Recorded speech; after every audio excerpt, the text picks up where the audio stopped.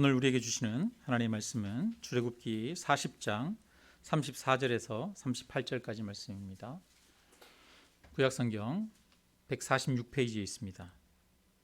우리 출애굽기 40장 34절부터 38절까지 말씀을 함께 같이 읽습니다.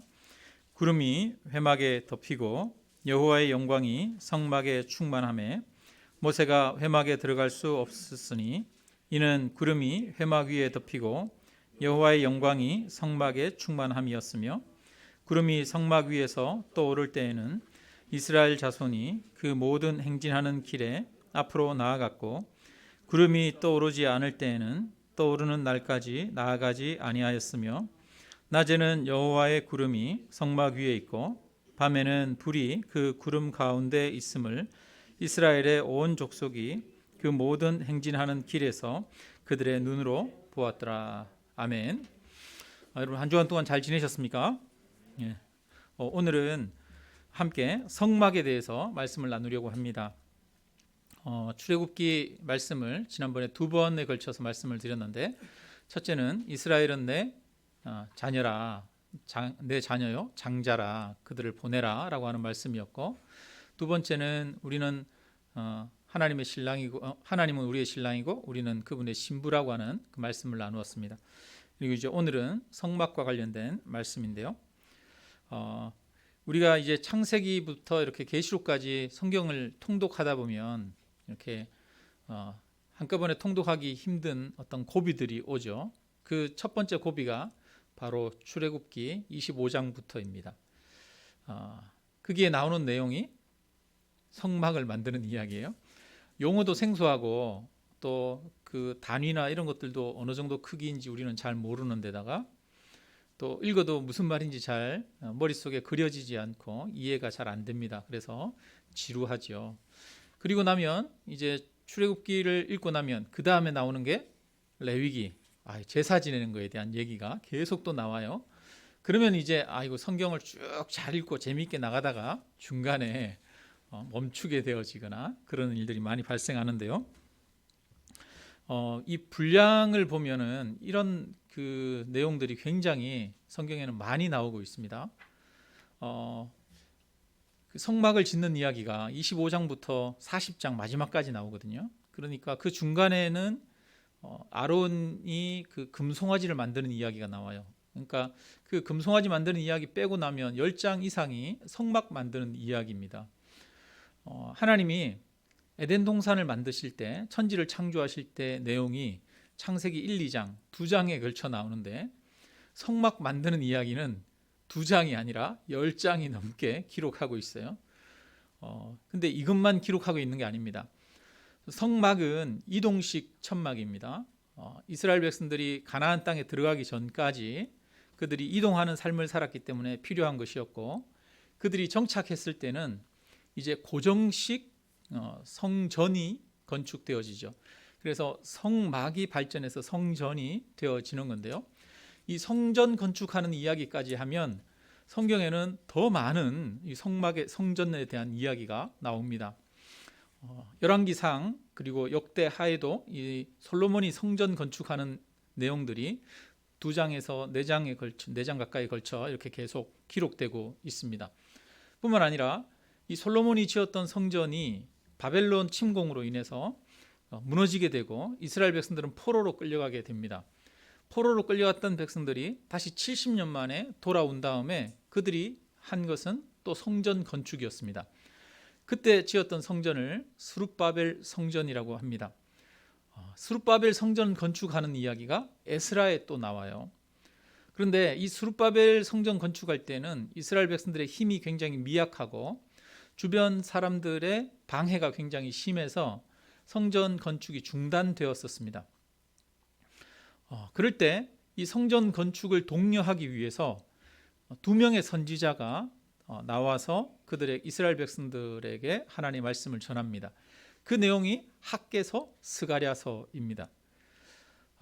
이런 내용들을 쭉 보면은 이 성전 건축에 대한 이야기가 사실은 성경 곳곳에 이렇게 흐르고 있다. 뿐만 아니라 분량적인 면에서도 작은 분량이 아니라 굉장히 많은 분량의 이 성전 건축과 관련된 이야기가 나오고 있다라는 걸 알 수가 있습니다. 그렇다면 그만큼 이 성전이라고 하는 주제는 성경 속에서 중요하다, 중요하지 않다? 아주 중요한 주제라고 하는 것을 이야기를 하는 것입니다. 우리는 이 성막을 건축하는 이야기가 우리에게는 좀 생소하고 잘 이해가 안 되는 내용일지라도 사실은 성경 안에서는 굉장히 중요한 그런 메시지를 가지고 있는 것이 바로 이 성막 건축, 성전 건축과 관련된 내용이다라는 것을 알 필요가 있습니다. 자, 성경책은 다른 종교의 책들과는 좀 다른 면이 있습니다. 성경책은 역사적인 기록입니다. 다른 종교는 역사가 아니고 한 사람이 한 교훈적인 말들이거나 이런 것들이에요. 그리고 한 사람의 생애와 관련된 것들이에요. 그러다 보니까 스토리, 이야기가 없는 경우가 많습니다. 코란을 여러분 읽어보시면 코란은 이야기가 없어요. 그래서 재미가 없어요. 코란은 잠언서나 전도서를 읽는 것과 비슷한 느낌입니다. 경구, 속담을 모아놓은 것과 같은 그런 느낌이에요. 그러다 보니까 읽기가 힘들죠. 뿐만 아니라 불경도 마찬가지죠. 한 세대, 한 시대의 이야기를 한 겁니다. 그러나 성경은 기록된 연수만 해도 약 1500년 가량이 걸려서 40명 이상의 저자들이 기록을 했습니다.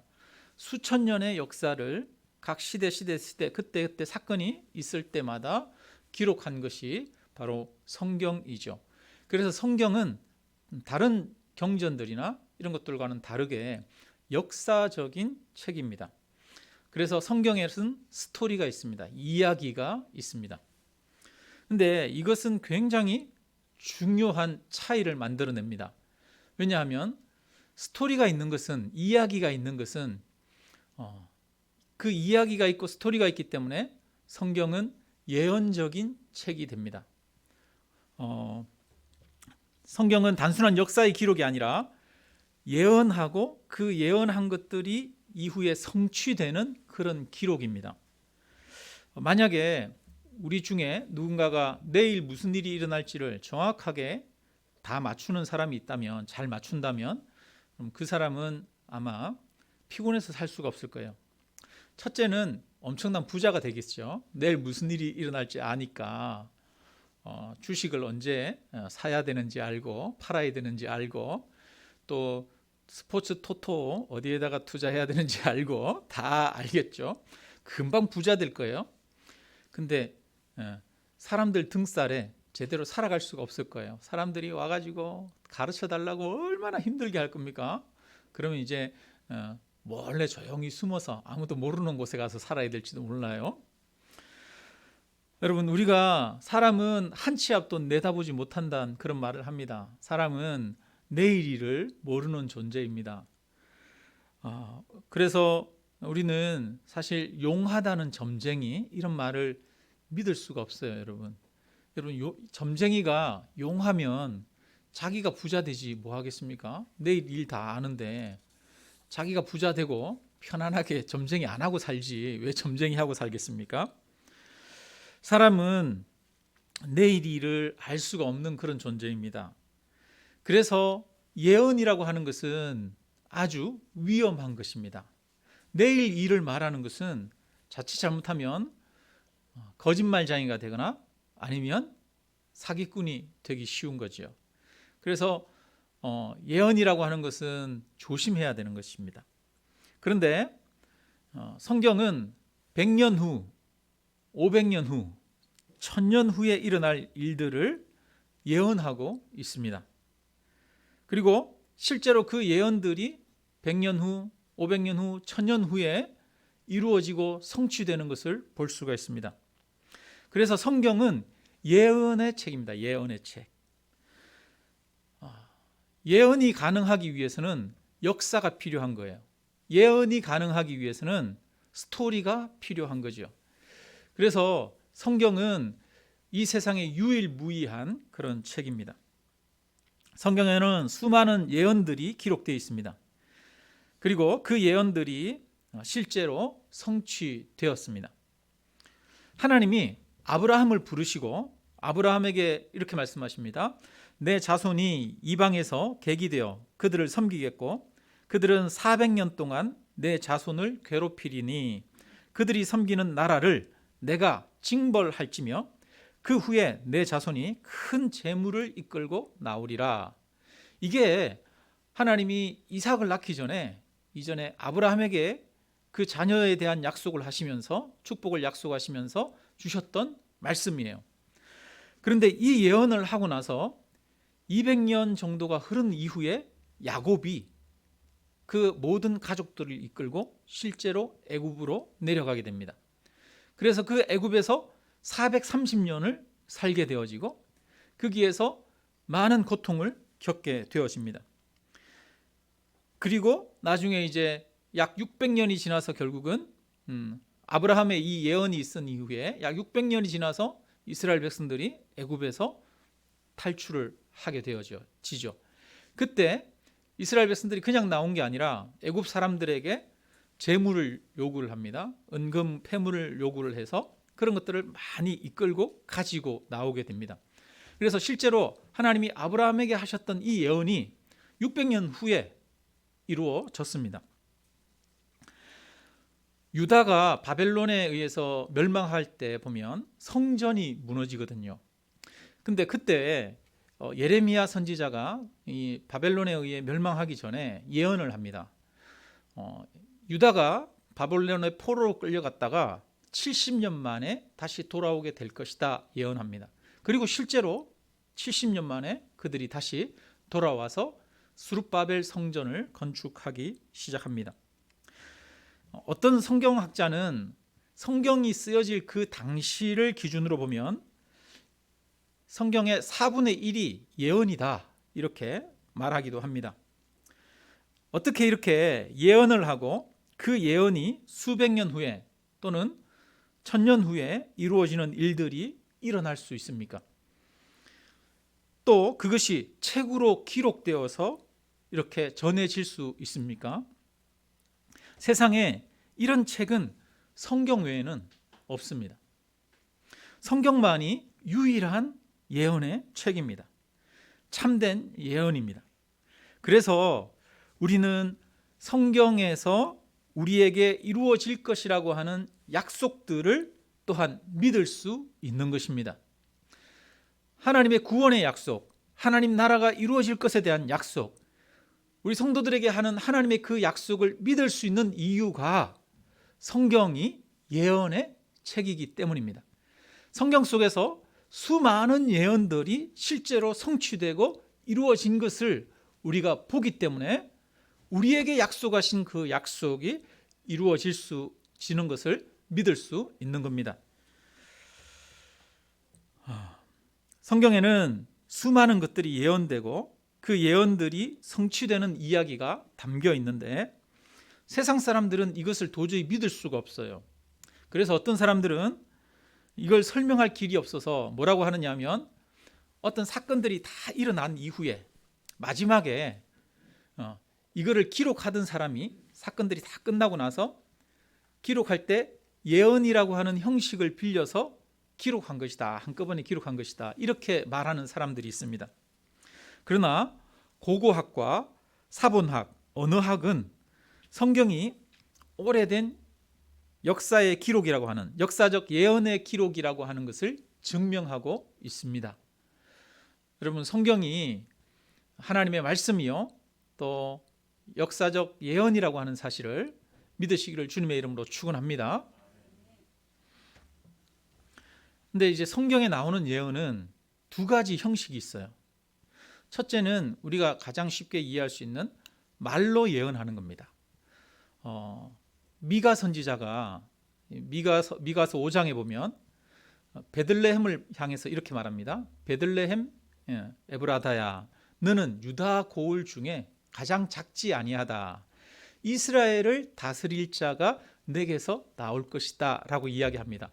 그래서 이 헤롯 왕 시절에 동방 박사들이 유대인의 왕으로 태어나신 이가 어디에서 났습니까? 이렇게 물을 때 이 헤롯 왕이 이 성경학자들을 불러서 물어봅니다.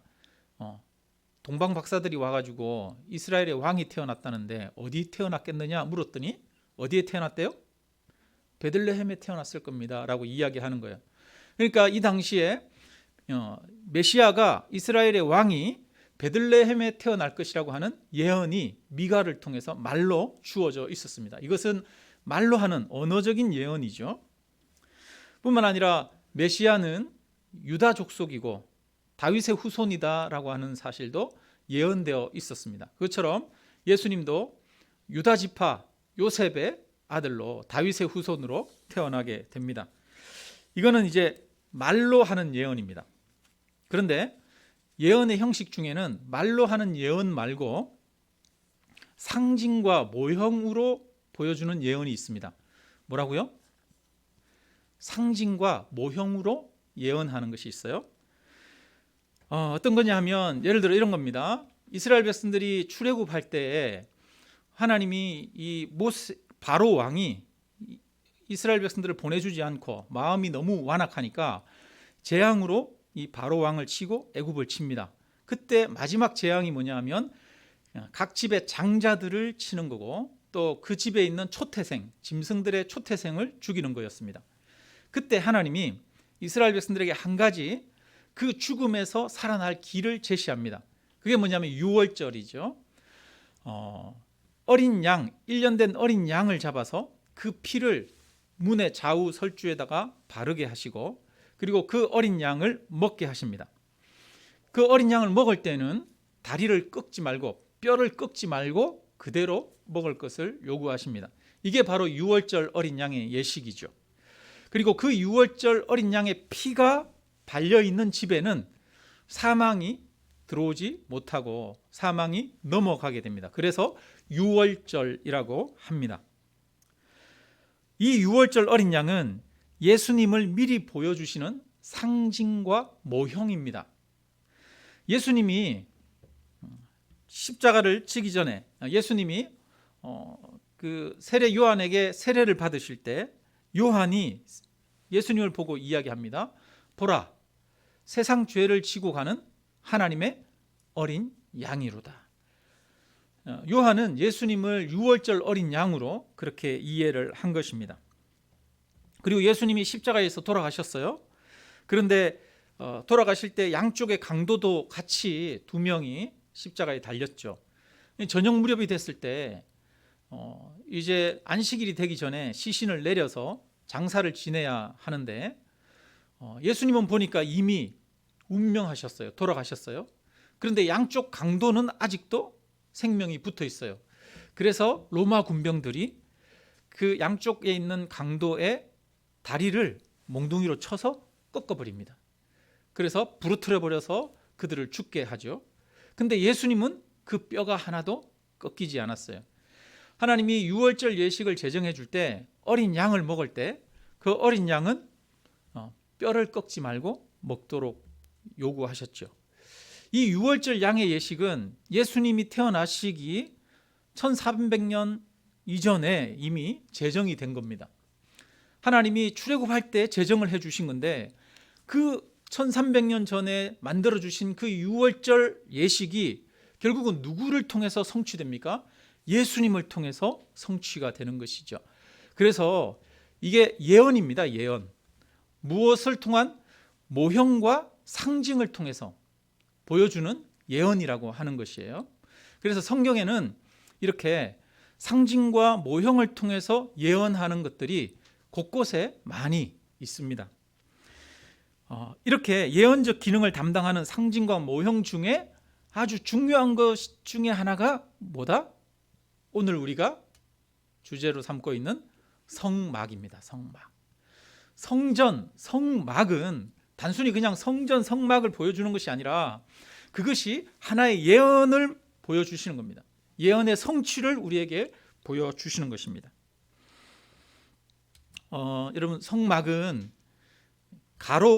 이 성막은 한 그 가로가 50m, 세로가 25m 정도 됩니다. 한 평수로 따지면 한 300평 정도 된대요. 그렇게 크지 않죠. 우리 교회가 지금 여기 교회 건물 여기 있는 데부터 저기 주차장까지 하면 한 400평 정도 될 거예요. 그러니까 우리 교회가 이렇게 자리 잡고 있는 여기 터보다도 사실은 이 성막에 그 마당까지 해서 그 안에 성소와 지성소까지 다 포함해서 이렇게 보면 그것보다도 우리 교회가 살짝 조금 더 큰 거죠. 그러니까 성막은 그렇게 크지는 않았어요. 거기에 이제 약 18평 정도가 이렇게 그 완전히 네모나게 이렇게 덮어 쓰여져서 그게 12평은 이제 성소고 그 다음에 6평 정도는 지성소. 그 지성소에 하나님의 법궤가 있었죠. 거기에는 번제단, 물두멍, 향단, 금촛대, 법궤, 진설병상 등 여러 가지 많은 물품들이 놓여 있었습니다. 성막을 짓는데 금이 들어가는데 금이 약 한 1톤 이상이 들어가요. 그리고 은은 한 3.5톤 이상, 그리고 놋은 약 2.5톤 정도, 그 외에도 청색, 자색, 홍색 실, 가늘게 꼰 배실, 그다음 염소 가죽, 수양 가죽, 그다음에 고래 가죽으로 그 성막을 위에를 이렇게 덮었습니다. 그다음에 아카시아 나무, 각종 향품, 기름, 보석 이런 것들이 성전을 건축하는데 들어가게 되는데요. 요즘 시세로 보면은 얼마 정도 될까요?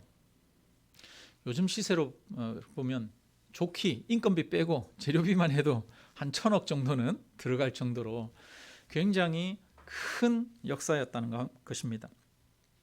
이스라엘 백성들은 출애굽을 한 이후에 이 시내산에 가가지고 거기에서 약 6개월에서 7개월 정도에 걸쳐서 이 성막을 만듭니다. 그래서 성막은 이스라엘 백성들 입장에서는 온 힘을 다 기울여서 만든 것입니다. 출애굽기 25장 8절에 보면 하나님이 이 성막을 만들라고 명령하시면서 이렇게 말씀하십니다. 내가 그들 중에 거할 성소를 그들이 나를 위하여 짓되, 이렇게 말합니다. 성막은 하나님이 이스라엘 백성들과 함께하기 위해서 지은 것입니다. 그러니까 내가 그들 중에 거할 성소를 지으라고 그러는 거거든요. 그러니까 성막은 하나님이 임재하시는 임재의 장소였습니다. 성막은 그 거룩한 곳일수록 가장 거룩한 곳이 지성소고, 지성소에서도 가장 핵심이 그 법궤인데, 이 법궤는 금으로 만들게 되어 있습니다. 거룩한 곳일수록 금으로 만들고 더 재료가 값비싼 것으로 만들었습니다. 그렇게 만든 이유는 하나님이 값비싼 곳에 계셔야 하기 때문이 아니라 하나님의 거룩을 나타내기 위해서 그렇게 한 것입니다. 전능하신 하나님, 천지를 지으신 하나님이 하늘의 높은 보좌를 버리시고 이 성막을 통해서 이스라엘 백성들 가운데로 오셨습니다. 여러분, 하나님이 이 성막 가운데 임재하시기 전에 이스라엘 백성들에게 나타나신 것은 시내산에서 나타났었거든요. 그 시내산에서 나타나셨을 때 시내산 위에는 구름이 가득하고, 그다음에 거기에 우레와 번개가 있었습니다.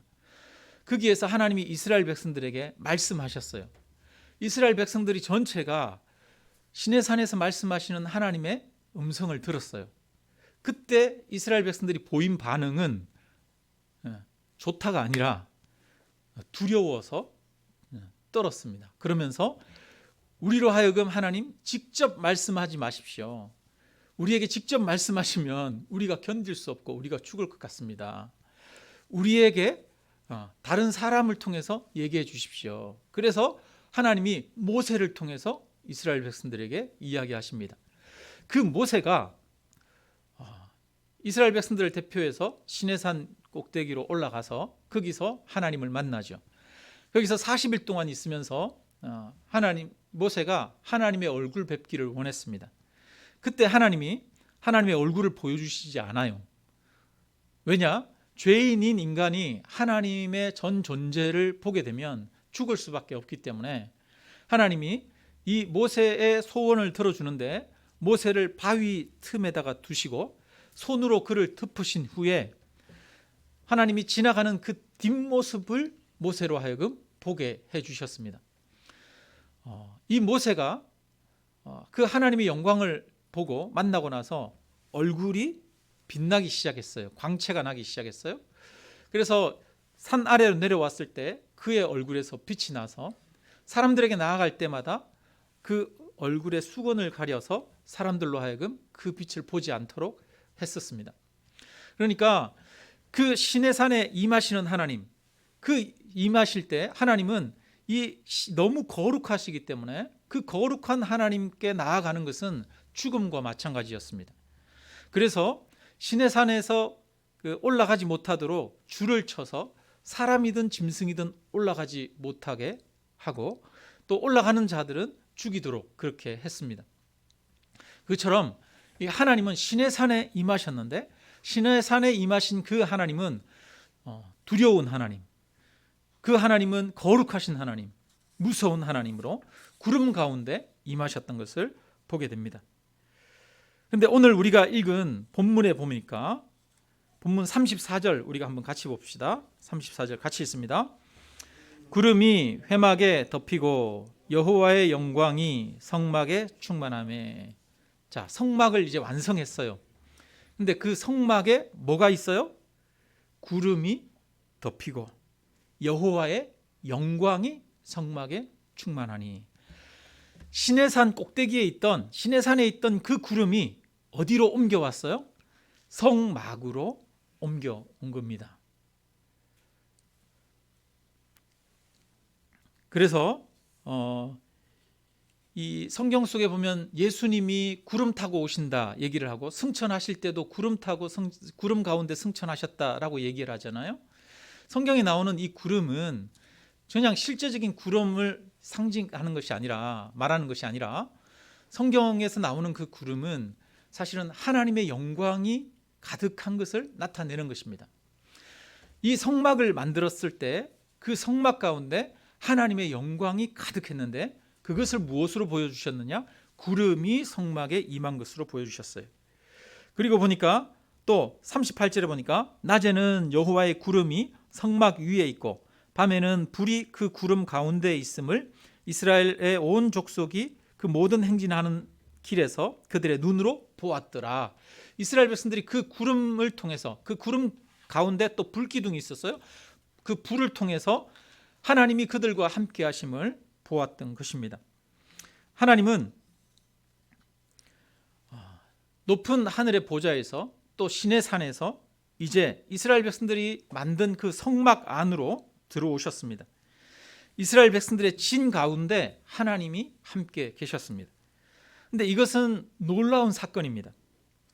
온 우주의 주인이신 하나님이 추하고 더러운 죄인된 사람들 가운데 임하신 것입니다. 전 세계에 약 10억 명의 정도의 사람들이 여전히 화장실이 없이 살아가고 있답니다. 화장실이 없이 공동 화장실을 야외에 있는 데 쓰거나 화장실이 없이 아예 그냥 들판이나 이런 데 가서 그냥 대소변을 해결하는 그런 사람들도 전 세계 수억 명이 된다는 거예요. 우리나라에 이제 우리 교회에서 같이 후원하고 있는 캄보디아의 홍시환 선교사님, 그 선교사님이 지난번에 얘기하시더라고요.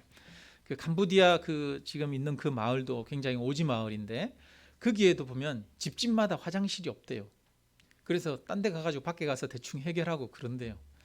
그리고 집집마다 우물이 없어서 마을 우물 이런 데서 물을 길어서 먹고, 그래서 거기서 이제 재정적인 여유가 생길 때 하는 사역 중에 하나가 집에다가 우물 파주는 거, 아니면 또 화장실 지어주는 거, 이런 거를 하고 있다고.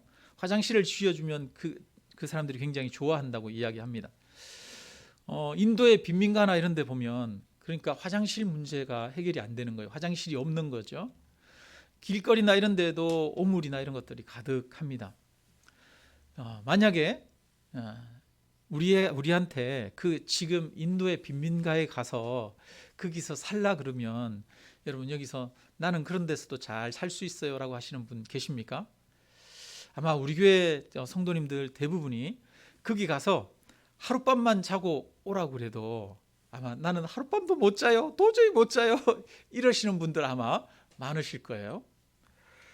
근데 여러분, 전능하신 하나님, 거룩하신 하나님, 죄악된 인간이 쳐다보기만 해도 그 거룩함 때문에 죽게 되는 그 영광의 하나님이 이스라엘 백성들이 있는 곳으로 오셔서 그곳에서 거하신다는 것은 정말 놀라운 선언입니다. 하나님은 우리를 추하다 하지 않으시고 추한 자들 곁으로 오시는 분이십니다. 사람들은 좀 못나고 또 냄새나고 더러운 사람이 있으면 그 사람을 가까이 하지 않으려고 합니다. 그런데 하나님은 아담과 하와가 하나님께 죄를 지어 범죄했음에도 불구하고 아담과 하와에게 아담아 어디 있느냐라고 부르시면서 찾아오시는 하나님이십니다. 에덴에서부터 하나님은 끊임없이 인간에게로 찾아오시는 하나님이십니다. 아담과 하와를 찾으신 하나님은 지금도 낮은 곳으로 내려오시는 하나님, 죄인들을 찾아오시는 하나님이십니다. 찾아오셔서 우리를 구원하십니다. 성막은 하나님이 우리를 찾아오신다는 것을 보여줍니다. 성막 자체가 하나님의 은혜와 사랑을 보여주는 것입니다. 그런데 이 성막은 사람으로부터 나오는 것이 아니에요. 출애굽기 25장 9절에 보니까 무릇 내가 내게 보이는 모양대로 장막을 짓되 기구들도 그 모양을 따라 지을지라, 이렇게 말합니다. 성막을 지으라고 명령하신 분이 하나님이시고 또 성막의 그 모양을 그대로 보여주신 분이 하나님이셔요. 그래서 이 성막은 사람으로부터 나온 게 아닙니다. 이 성막은 누구로부터 나와요? 하나님으로부터 나온 것입니다.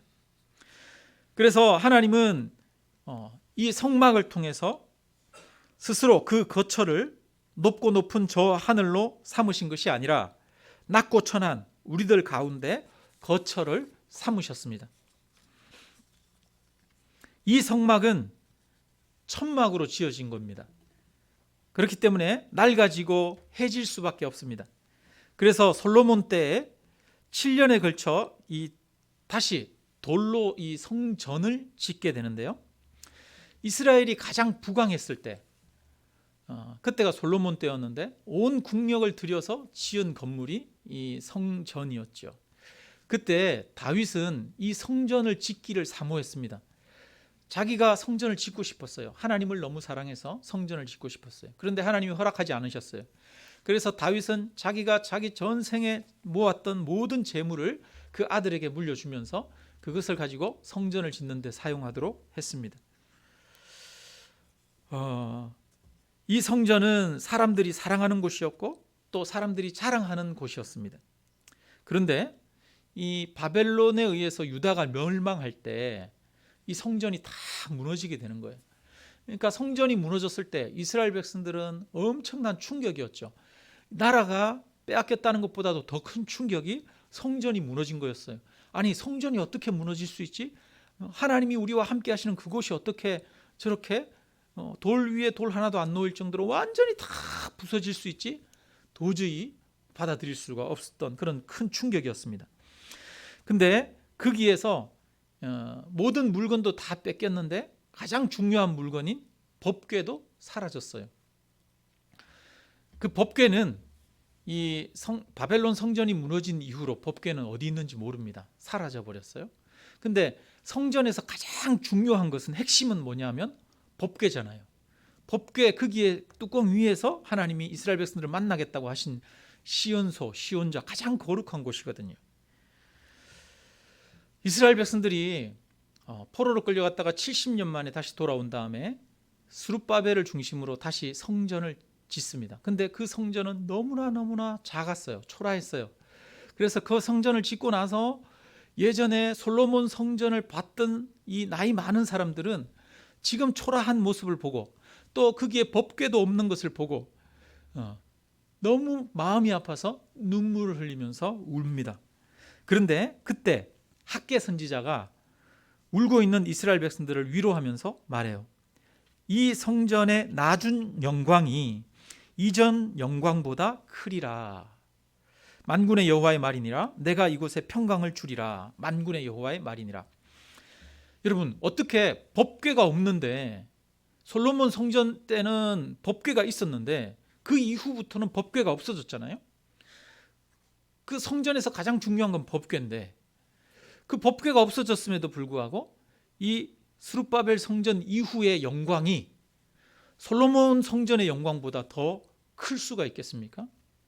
그럼에도 이 학개 선지자는 이후의 영광이 더 클 것이다 예언합니다. 어떻게 그럴 수 있습니까? 우리는 요한복음 1장 4절을 한번 읽어보겠습니다. 요한복음, 여러분 출애굽기는 아까 손으로 이렇게 그대로 표시해 놓고 요한복음 1장 14절 142페이지 한번 같이 읽어보겠습니다. 같이 읽습니다. 말씀이 육신이 되어 우리 가운데 거하심에 우리가 그의 영광을 보니 아버지의 독생자의 영광이요 은혜가 진리가 충만하더라. 네, 자, 오늘 우리가 읽은 34절 우리가 한번 봅니다. 34절에 보니까 성막에 구름이 회막에 덮이고 여호와의 영광이 성막에 충만하매. 자, 여호와의 영광이 성막에 충만했어요. 자, 그런데 이 영광이 어디에 나타나게 됩니까? 요한복음 1장 14절에서는 말씀이 육신이 되어 우리 가운데 거하심에 우리가 그의 영광을 보니, 하나님의 영광을 보는 거예요. 아버지의 독생자의 영광이요 은혜와 진리가 충만하더라. 성막에 영광이 충만했던 것처럼 누구에게 영광이 충만해요? 은혜와 진리가 충만해요? 예수님에게. 이 예수님은 누굽니까? 말씀이 육신이 되신 분이라는 거예요. 말씀은 바로 온 세상을 지으신 성자를 말하는 거죠. 성부, 성자, 성령, 하나님을 말하는 거죠. 그 하나님이 육신이 되셔서 이 땅 가운데 오셨습니다. 그래서 이제 한 사람에게서 하나님의 영광이 나타났어요. 이분은 진리 자체이신 분입니다. 하나님과 하나이신 독생자입니다. 그가 육신을 입고 이 세상에 오셨습니다. 그래서 성전의 영광이 충만했던 것처럼 예수님 안에 하나님의 영광과 은혜와 진리가 충만했습니다. 성전에 임했던 그 구름이 어디에 있어요? 이제 예수님에게 있는 것이죠. 예수님이 태어나시기 전에 천사가 와서 요셉에게 말합니다. 마태복음 1장 23절에 보니까 보라, 처녀가 잉태하여 아들을 낳을 것이요 그의 이름은 임마누엘이라 하리라 하셨으니 이를 번역한즉 하나님이 우리와 함께 계시다 함이라. 여러분, 임마누엘이다. 예수님의 다른 이름이 임마누엘입니다. 그 말은 하나님이 우리와 함께 하신다라는 뜻입니다. 우리와 함께 하시는 하나님의 실제 모습이 바로 예수님이라는 것입니다. 하나님은 이제 건물로서의 성전에 임하시는 것이 아니라 친히 육신을 입고 이 땅에 오셔서 눈으로 보이는 모습으로 우리 가운데 임재하셨습니다. 성막에서도 그렇고 성전에서도 아무도 하나님을 직접 볼 수는 없었습니다. 심지어 모세도 시내산에 올라가서 하나님의 얼굴을 직접 볼 수는 없었습니다. 그 뒷모습만 보았었죠. 그런데 이제 예수 그리스도를 통해서 우리는 하나님을 직접 볼 수 있게 되었습니다. 예수님은 말씀이 육신이 되신 분이십니다. 그래서 예수님은 뭐라 그러냐면 나를 본 자는 아버지를 보았거늘 어찌하여 아버지를 보이라 하느냐 이렇게 말씀합니다. 나를 본 자가 이미 아버지를 본 것이다 라는 말씀입니다. 예수님은 또 유대인들에게 이렇게 말합니다. 너희가 이 성전을 헐라 내가 사흘 동안에 일으키리라.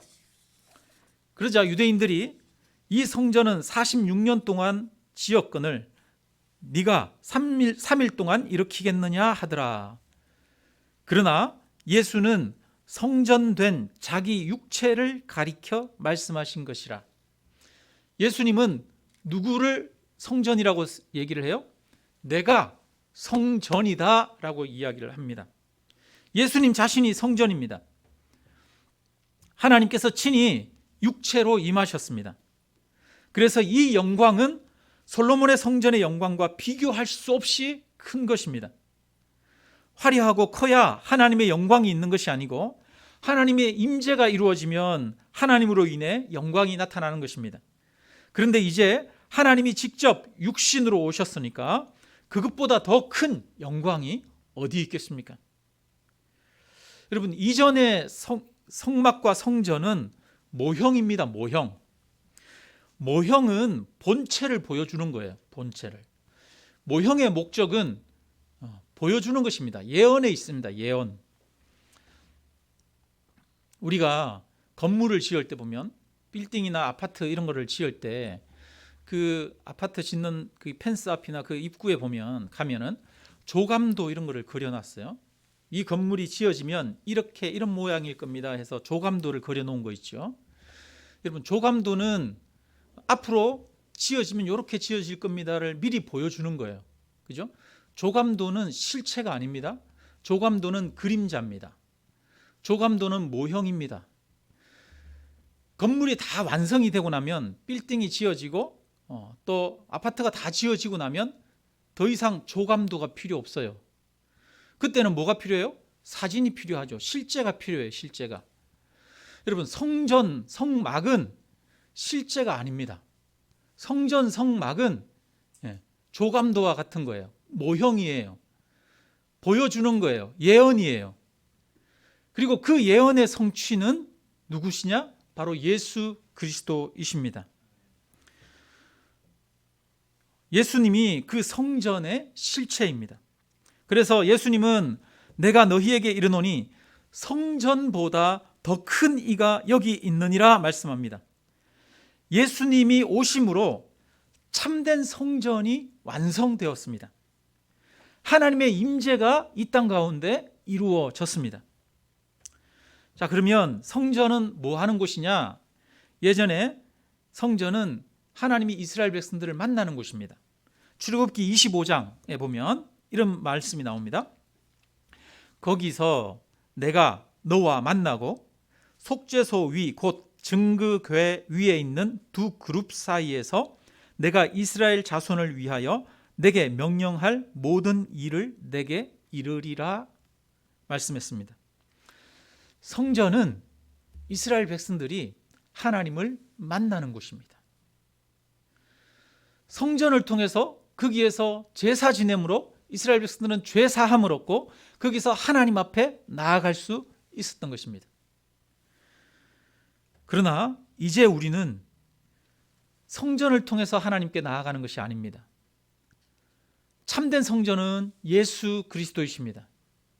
저와 여러분은 예수 그리스도를 통해서 하나님을 만나는 것입니다. 그래서 주님은 말씀하십니다. 내가 곧 길이요 진리요 생명이니 나로 말미암지 않고는 아버지께로 올 자가 없느니라 라고 말씀합니다. 하나님을 만나는 길은 예수님을 통해서 만나는 겁니다. 예수님이 하나님을 만나는 길인 줄로 믿습니다. 이스라엘 백성들은 성전을 사랑했어요. 그래서 성전을 온 힘을 다해서 그 성전을 지었습니다. 시편 27편 4절에 보니까 내가 여호와께 바라는 한 가지 일 그것을 구하리니 곧 내가 내 평생에 여호와의 집에 살면서 여호와의 아름다움을 바라보며 그의 성전에서 사모하는 그것이라. 이스라엘 백성들은 시편에 보니까 성전에서 평생 살면서 하나님을 만나기를 소망했습니다. 그래서 성전을 사모했습니다. 다니엘이 포로로 끌려갔을 때 보면 다니엘이 포로로 끌려가서 그 기도하는 사람은 사자굴에 던져 넣는다는 얘기를 듣고도 예루살렘으로 향해서 난 창문을 열고 매일 하루 3번씩 기도했습니다. 그것도 어디를 향해서? 예루살렘을 향해서. 거기에도 성전을 사랑하는 사모하는 그 다니엘의 마음이 담겨 있는 것을 볼 수가 있죠. 여러분, 그렇다면 우리가 사모해야 할 것은 무엇입니까? 바로 우리 주 예수님이신 줄로 믿습니다. 우리는 예수님을 사랑해야 합니다. 우리는 예수님을 통해서 하나님을 만납니다. 예수님을 통해서 하나님의 임재를 경험하고 누리게 됩니다. 예수님을 사랑하는 것이 오늘날 우리가 건축해야 할 성전입니다. 그래서 예수님은 당신을 사랑할 것을 요구하십니다. 베드로에게 말합니다. 베드로야, 너는 나를 사랑하느냐? 물으십니다. 예수 그리스도를 사랑하는 자가 하나님을 만납니다. 예수 그리스도를 사랑하는 자가 하나님의 축복을 경험하게 됩니다. 말씀을 맺습니다. 성경은 예언의 책이에요. 예언의 책. 그 예언이 이루어져서 성막을 통해서 예수님이 진정한 성전이고 하나님의 임재라고 하는 사실을 보여주셨습니다. 예수님을 통해서만 하나님께 나아갈 수 있다는 것을 보여주셨습니다. 예수님을 통해서만 구원 얻는다는 사실을 보여주셨습니다. 저와 여러분이 이 예수님을 더욱 사랑하게 되기를 주님의 이름으로 축원합니다. 이스라엘 백성들이 날마다 성전에 나아가고 그들이 항상 성전에서 제사 지냈던 것처럼 저와 여러분도 날마다 예수 그리스도를 바라보고 날마다 예수님 앞에 나아가는 그런 저와 여러분이 되시기를 바랍니다. 우리가 예수님을 사랑할 때, 예수님께로 가까이 나아갈 때 저와 여러분은 하나님의 축복을 경험하고 하나님을 만나게 되어질 줄로 믿습니다.